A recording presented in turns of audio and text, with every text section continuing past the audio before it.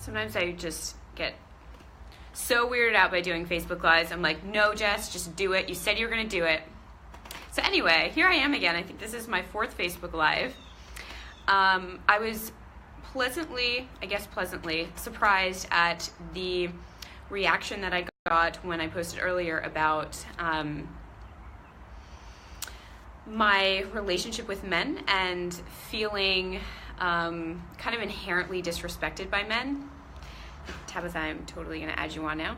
And I was really surprised at so many other women relating to that. So we're going to be talking a little bit about, Tabitha, you are on point with this. She's ahead of me. In masculine energy, we're going to be talking about what it means to be a strong woman, what it means to be a feminine woman. Hi, Jackie. Thank you for being here. Hey, Tab. Hi. I feel like we haven't talked in a while. At least I know. What is with this insanity? I know. So Tab and I did a sexual energy workshop back in February, and we loved it, and we loved the collaboration and just going back and forth about all of that. Yeah, and that was a really good turnout. So yeah, we've missed these conversations. I'm like, well, I'm doing this series on expressions of strength. Like, why not bring on a sex and relationship coach, which, you know, both of those things require massive amounts of strength and standing in your truth in order to develop properly, right? So just a disclaimer, whatever we say on this Facebook Live is our experiences only. It's like, I feel a little bit like this is a controversial subject. Like, we might get into some like weird waters. So just so it doesn't turn into like this shit show, this is only our experiences. We are feminists, but we love men. I'll just throw that out there now. Feminism is not superiority of females. I'll throw that out there too. So, okay, after that disclaimer. So I wrote in that post earlier about how I really struggled to feel comfortable being a female, right? And Tabitha, I know we talked about this, is protecting our space a lot. In the sex energy course, we talked about feeling like you have to put on armor to feel protected in your body, right? As being a female. I know Maria Plumbo, who we've been talking to for a while, a couple of years ago, was saying like women will protect themselves and kind of think that their sexual energy or their sexual attractiveness is negative because it attracts energy that they don't like. You want to elaborate on that? I know you and I have talked about that at length.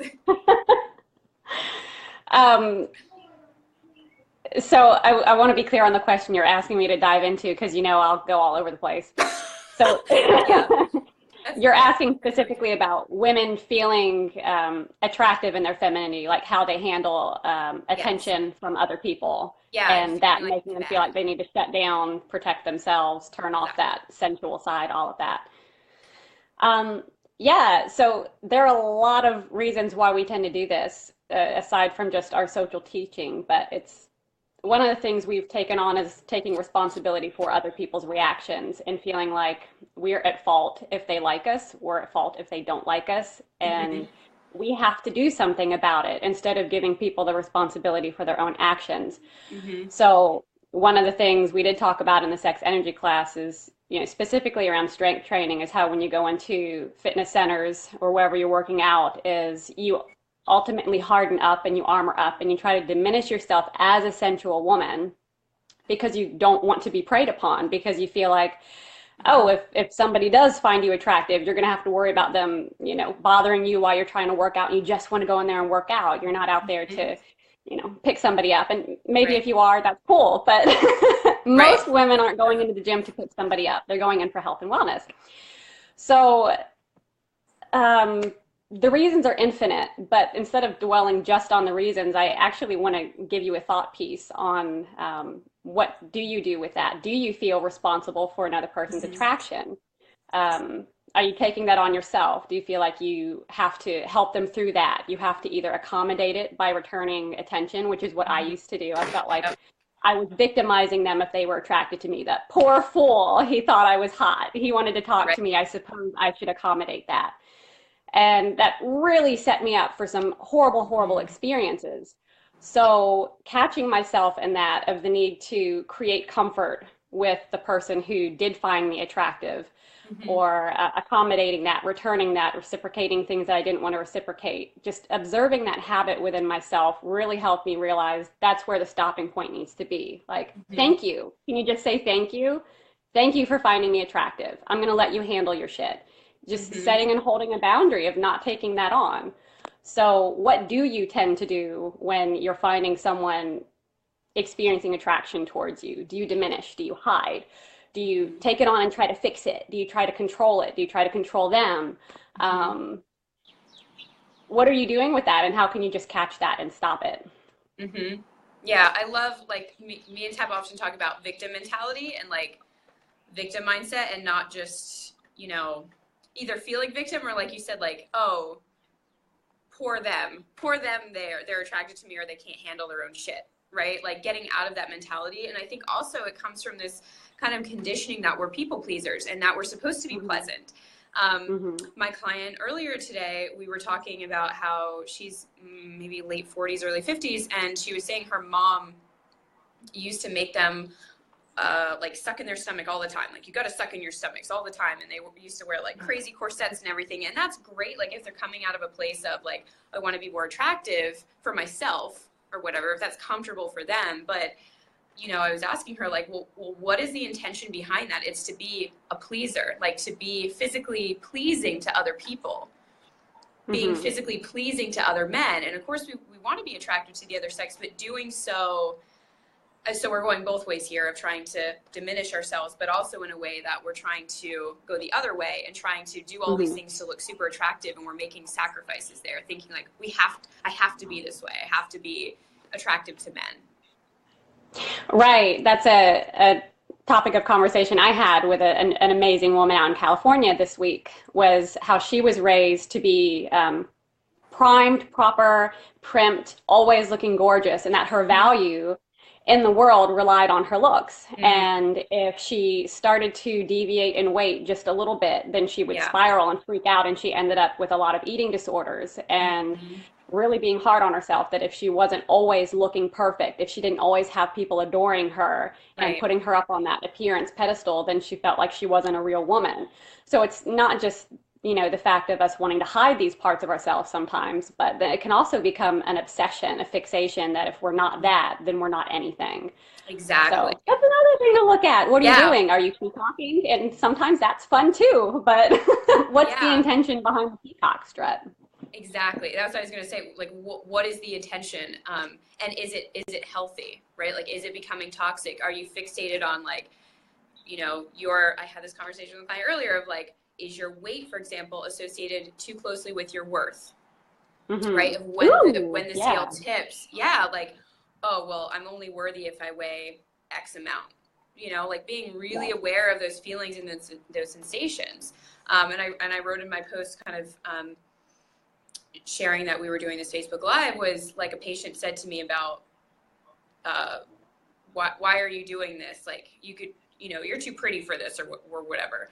And he was Mm-hmm. kind of diminishing my skills and like my contributions. I'm like, I went to school for this. Like, this is what I want to be doing. This is the value I want to be providing to the world. If I wanted to go do something else, then I would. But it just like kind of, I felt diminished in that sense, even though he was complimenting me and he didn't mean anything from it. And he was, he was a fine patient, but it's just those little statements of like, oh, I guess it's just that conditioning of like, oh, like I guess my appearance is more valuable than what I'm contributing and treating to this patient.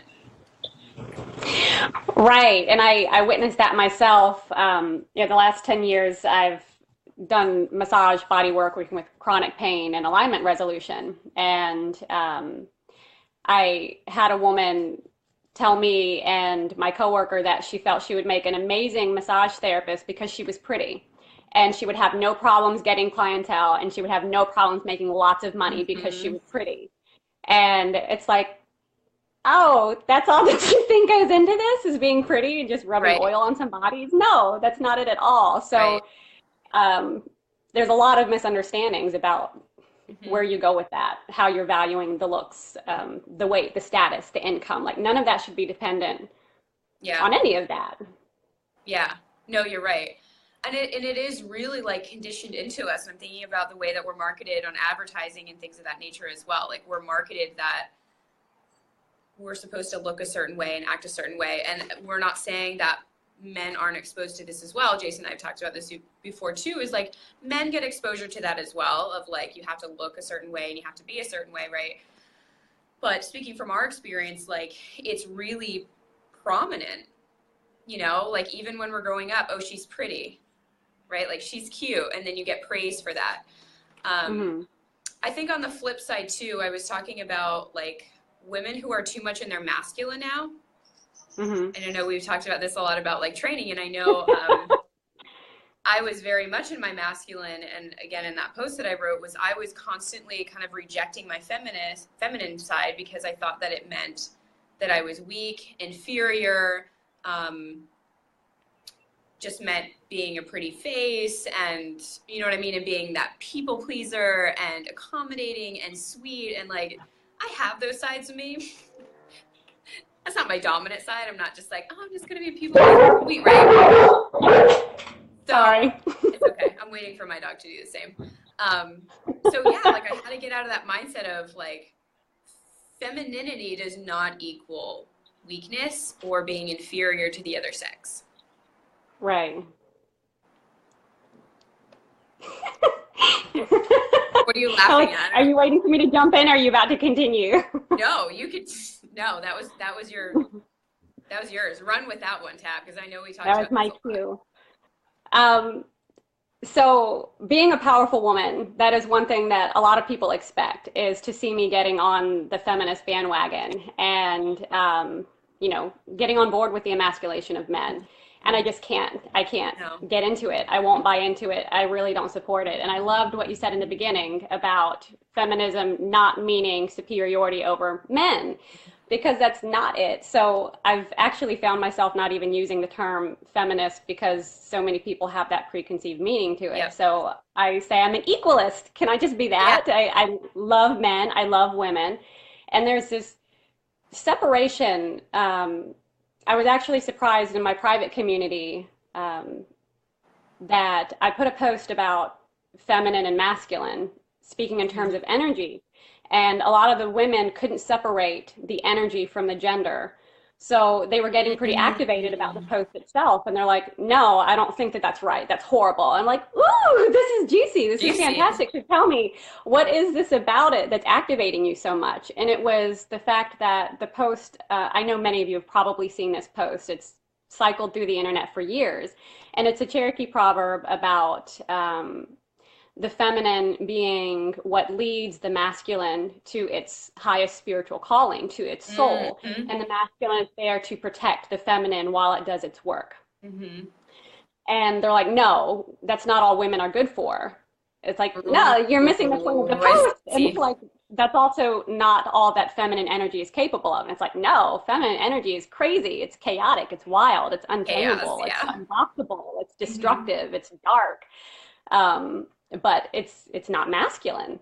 So masculine is the protective force. It is the nurturing force, and it doesn't have anything to do with gender. You've got sex energy, which is basically just the yin and the yang. It's that negative, positive electrical polarity that makes shit happen. So we have all of it within us as men, as women. We're going to have a balance. Some of us are much more masculine energy. It doesn't have anything to do with what's swinging or tucked between our legs. And some of us are much more feminine. It has nothing to do with being accommodating, amenable, and cute. So knowing the difference between the two can really help a lot with some of these misperceptions about how we relate to each other as men and women, and even as women and men, of just seeing it in terms of energy as personality traits or aspects. I'm getting into lecture mode. Wind me back into the question. I mean, you answered it. I was thinking too about masculinity. Both you and I have both talked about honoring masculinity, being really appreciative of masculinity. And it took me a while to get there too, because I was in that mindset of like, well, masculinity, like this, that means X, Y, Z, right? When it doesn't really. But that I think men too, like they don't know, especially more the generation, maybe like mid 20s to 30s that time frame of like they don't really know what masculinity means or is. They don't know how to show up as a masculine man. And I'm seeing a lot, and even like in your private community and just with women I talk to, and I don't know if I'm, you know, we all kind of live in our bubble, but I'm seeing women kind of rising and being more in their strength and being like, you know, I want to achieve this, I have these goals, and they're being really structured and like going towards what they want, and their men aren't following suit, and they almost get, I don't want to use the word lazy because I don't think it's laziness. I thought of the word intimidation. They're like, what is this woman doing? I don't know where I stand now. Does that make sense? Yeah. Like they don't know what to do. They feel like, well, this woman is so strong, she's going on without me. I can't match her, or I can't keep up with her. You know, like they don't know how to stay in their masculine while their woman's like rising and doing these incredible things. Yeah. I'm turning that over to you now. Okay. I was taking it. Run with it. I see a lot of that, and there are actually a few men I see tuning in now that I've posed these questions to about why that happens. Cool. Why are they feeling some of these disconnects? What's happening there? And I've had a really mixed response. Some of them have said that the reason this causes so much conflict with them is their own insecurities. Like they're willing to say that, like they feel like they're not contributing enough or they're not powerful enough. And it is intimidating when you're used to being the one who has automatic rights and automatic power to see other people getting that. And all of a sudden you have to really ask yourself, are you that powerful? Are you that visionary? Are you that leader that you thought you were, or have you just been put there by default? And that's a confronting thing. And most people don't want to look at that, male or female. That's just, I mean, human nature to follow the path of least resistance. So there's no hate across the board. Women do it also.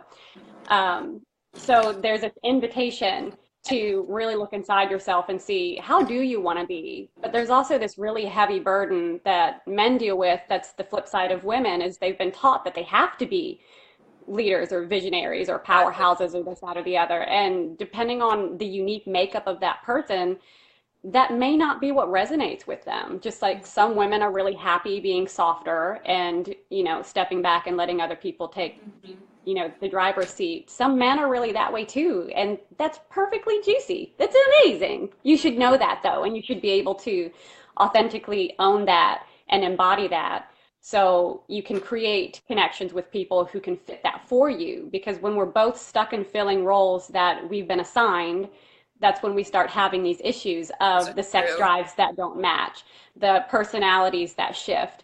And as your relationship grows, you have one partner outgrowing the other because one is doing that work of saying, who am I really? And does this fit the reality I've created for myself? And if not, do you want to come with me? Do you want to see if we can work this?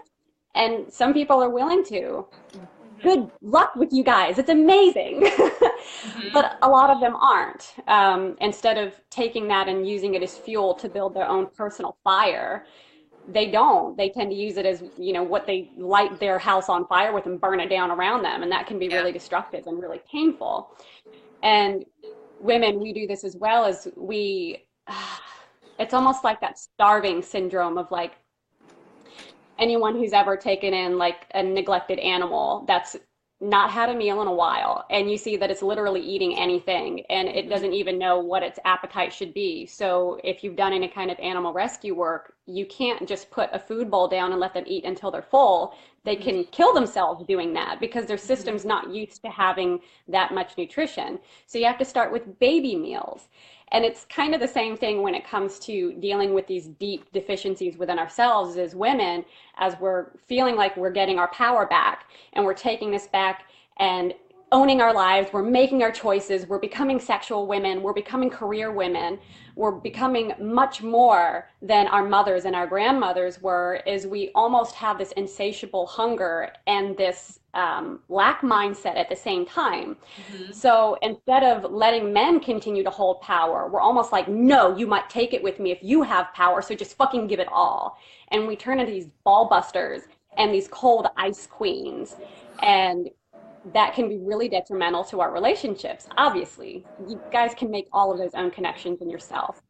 So bringing that into light and into awareness and seeing where are you doing that out of your own insecurity? How are you embodying that same energy that you're getting angry at all of these men about or your potential partner about, with them not wanting you to have power? We're both feeding into this power starving dynamic. Right.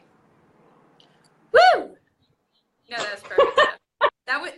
That was your best statement there, because I was waiting for you to bring in like how it affects relationships on a deeper level, and I'm just thinking about, you know, my past relationship, with which you personally know a lot about, and then my current relationship, and that power struggle. Like, I know for me, I was more in my masculine a lot in my past relationship, because again, like, I was fulfilling a role that I didn't want to. I was sort of just assigned that role, and it's so hard. Like, one, it's hard to maintain that role. Like, it just didn't feel like in alignment for me. And two, like, it's sometimes hard for you to see that you're even in it. Like, I couldn't see it for myself. Yeah. Like, I had to do a lot of introspective work, and I had to think about what kind of partner I really wanted to have. And that was really uncomfortable. And it was really telling, because I think, like, we don't always know what we want. We just sort of like fall for somebody and we're like, oh, like, he's cute, and you know, he doesn't abuse me. I know we talked about that as like the bare minimum of like the low bar. Like he talks nice to my mom. You know what I mean? Like, just, relationship goals. Talks nice to my mom. It's like that shit. So anyway, yeah. So when I got really clear on like, I needed a masculine man, like a man who was a leader. I needed a man that felt more like a provider, a man that allowed me to be more in my feminine. Made a world of a difference. Like, the relationship was so much easier that way, because I really understood what I needed, instead of like trying to be with somebody who was too much one way that didn't fit me. And really understanding that power dynamic too, like, and having a masculine man who I trust enough where I can relinquish power. That was humongous too. You know, being able to trust your partner enough to be like, all right, like, you can handle this, or trusting your partner enough that if they're growing, that they're not going to leave you. Yeah. There's so much fear around change. Yes. Evolution. That's one of the things I see the most in relationships is, I don't want to grow, so I won't let you grow either. Yes. And there's like boxing in your partner. I don't want to face myself, so don't you face yourself, because you might change. And then you might decide that I don't fit for you anymore. No! So I'm hoping that people watching this, I can't really, there's only a couple, but I noticed you have to like scroll to see who's like watching and all this. Several people popped on, but I was having a conversation with somebody the other day about relationships and her kind of desire to leave on one hand, and then of course when you're thinking about leaving a long-term relationship, there's a desire to stay and a desire to leave, but one is always stronger than the other when you really know. Right. And I was telling her, you know, she was worried, like, well, I don't want to hurt him. But like, when you're also stifling that person's growth, right? Like, that was what enabled me to leave my last partnership, when I had so much guilt and I was like, how can I do this to him? Right? When it's like, well, when you're leaving somebody and you're really leaving them with love, right? Like, and you're changing, like, you're pursuing what you want, and you're staying in your truth, and you're staying in your alignment, like, you're giving that person permission to do so too, because they don't want to be with somebody who's on the fence either, right? Like, that's toxic for them, because they'll feel that, like, they know when you're not happy in the relationship. So being able to, you know, just stay in your truth. If you want to grow, then grow, and letting that person go with love, like, sometimes that can be the most healthy thing you can do. Yeah, most definitely. It's like going back to the beginning about how you handle someone's attraction to you. It's the same thing in relationships, like letting your partner, whether you stay with them or you don't, letting them have responsibility for the choices they make. Just recognizing that you both have that same responsibility to yourself of, if they're growing and you don't want to, it's like, okay. And that's absolutely your right. It's your right to stay the same person now that, you know, you were when you were 18 and just getting out in the world as an adult. You can totally do that. You can become your parents, you can become your grandparents, you can do whatever you want.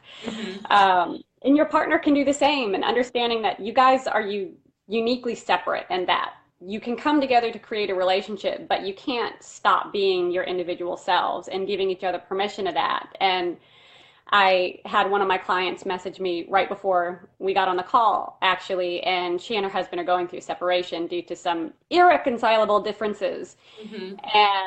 And she set a boundary with him, and he just came back and was like, how can you do this to me? How? You're horrible. And she totally started spinning it on herself. And she's like, I'm a monster. I'm horrible, aren't I? And it's like, whoa, no, you can't do that. You got to give him permission to process however he wants. And some people just feel the need to swing out at everybody else. All you can do is set the boundary so they can't hit you. Mm-hmm. They can't take you down. They can't drag you down. That's all you can do when it comes to these partners who are bent on self-destruct. You can't take it on. It's so hard to do, but it's so necessary. And then to make sure, you know, if you're staying in that relationship, that that partner knows that that's what's going on, that they know that you're feeling attacked and whatnot. I think that's also really important. Because people will just like, they'll deal with that and they'll just like isolate themselves in that moment, like almost like tune out.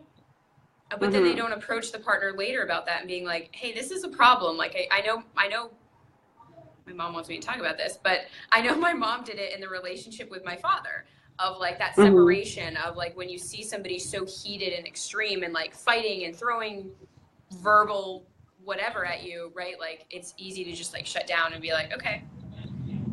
But then we don't approach that later. Yeah, and I used to be the queen of that. So just like, and it came from the mindset. Absorbing. Huh? It's just kind of you're absorbing it. Like you can try to build up that wall as much as you can, but you still get penetrated a little bit. It's still toxic. Yeah, it's not inescapable. Exactly. And mine actually came from this really damaging belief that I see in a lot of women is like, I'm strong enough. I'm so strong. God, yes. I can handle this immature, irrational, volatile partner. I am that strong of a woman. And we almost get off on that of like, look how much I can deal with. Whoa, not many women could put up with the shit I do. Pat myself on the back right there. So I actually found worth in having that toxic partner because I got to be the good woman. I got to be the loyal woman. I got to be the one who could handle all of that. I got to sit back and watch him spiral and go crazy and almost sit up on this little bit of a high horse saying, I'm good. I'm good. Look at him acting crazy, but I'm good. Yeah. Yeah. You know, I thought about you earlier today, I think Jackie's watching now, and I mentioned to Jackie, we were dealing with something with her, and I was saying, well, how is your current situation serving you? Like, how is this negative situation serving you? And I thought about you saying that in some different contexts, like we were talking more fitness related, but like it has to have some sort of place of serving you, right? Like you're saying like, oh, well, I felt like the strong woman, like that kind of fed me to go, you know, even though it was so toxic and you knew it. Fear is a huge one, right? Like the fear of change. It's serving you being in a place where everything is predictable. You knew that your man would go off the rails and you knew his behavior, right? Like that was predictable. Yeah, that's no good. It's true. Toxic relationships, no good. I had something else I wanted to go on that piece, but I think that's a really important thing to mention, is just recognizing, like with the women rising and like, oh, I'm so strong, I can handle this. It's like, you can, but the real strength, in my opinion, comes from leaving a situation that you know you shouldn't have to deal with because you have enough inner strength and self-love not to put up with that shit. And like what you will stand for. I think that's a more true sense of strength. Yeah, so like know where you're willing to test your strength skills. Like if you want to get out the weights and see how much you can lift, yeah, that's a fun way of testing your strength.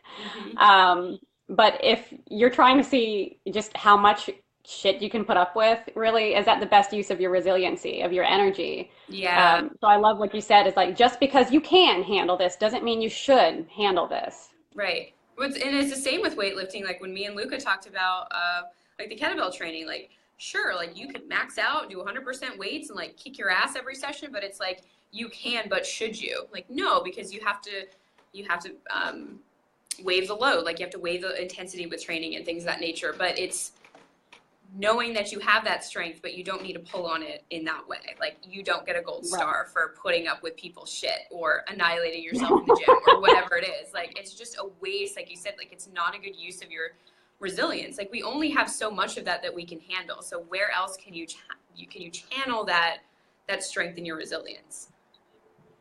Right. So if you're spending all of your energy on putting yourself in situations that constantly test you that way, then the areas that really need that can't get it. Exactly. So why? Yeah. Cool. Does anybody have anything to add? I've never done one in the evening, so I didn't know like how many people would come on. I usually do it in the middle of the day. I can see it. So now I'm learning. You can like scroll on here, but then you see your finger in the way. Like that's Facebook. It has to get its Facebook Live on together.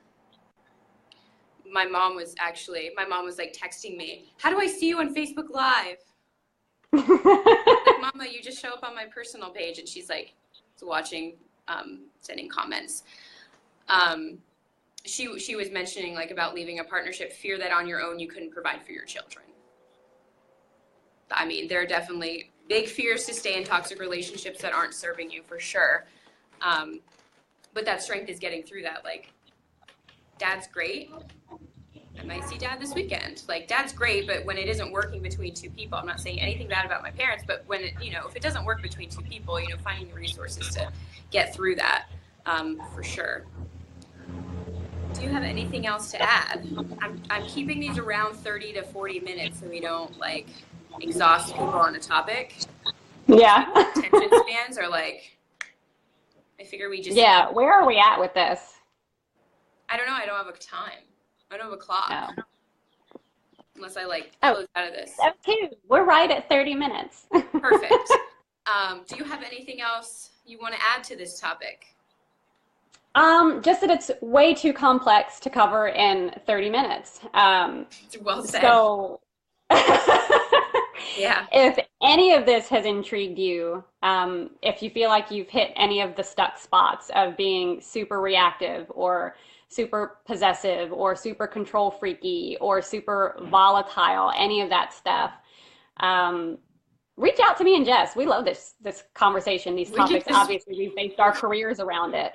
So if you feel like you need some help with any of this and you're tired of living in the stuck paradigm of the war between the sexes, not just the genders, but the sexes. There's my dog again. The war between all of that, the feminine, the masculine within yourself, the feminine and masculine and everything around you, you don't have to stay there. So yeah. You can connect with us. You can talk with us privately. You can hop in both of our communities. We got some awesome groups. So don't stay isolated and don't stay stuck in this paradigm that you've been taught was the one you were given and the one you're stuck with. Because it's just not. And it's really great to get to the other side. Like when I started. Karen, please use juicy as much as you want. No, Tabitha. Don't have my mom saying everything's juicy. Juicy. Oh my gosh. Yes. Mother.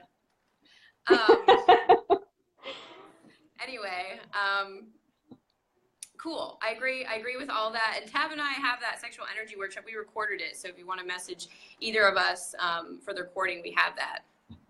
Mom might be drinking too much wine. Mother. Look at her. She's so excited. That's juicy. Mother. She's got her juicy in her cup. I like it. Right? All right.